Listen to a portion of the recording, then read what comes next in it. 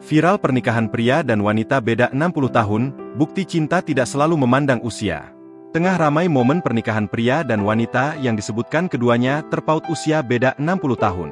Hal itu kini ramai usai diunggah di sosial media, salah satunya akun Instagram @abouthetik pada Minggu, 30 Juni 2024. Viral pernikahan beda umur 60 tahun, bukti cinta tak pandang usia memang ada, tulis keterangan pada unggahan. Pada video, terlihat jelas mempelai pria yang sudah cukup berumur menikahi seorang wanita yang tampak berusia jauh lebih muda darinya. Menariknya, ekspresi gadis tersebut pun sangat bahagia meskipun dirinya mendapatkan jodoh seorang laki-laki yang sudah tua.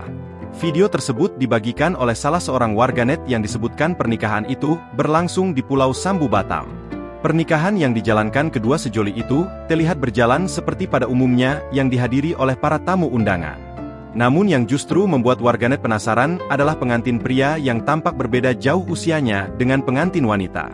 Disebutkan bahwa kedua pengantin tersebut memiliki perbedaan umur mencapai 60 tahun. Walaupun demikian, si mempelai wanita tetap percaya diri bersanding dengan mempelai pria. Sejumlah tamu undangan yang hadir pun tampak bahagia atas pernikahan keduanya. Video yang berdurasi 39 detik ini pun kini ramai ditanggapi oleh warganet. Download Tribun X sekarang, menghadirkan lokal menjadi Indonesia.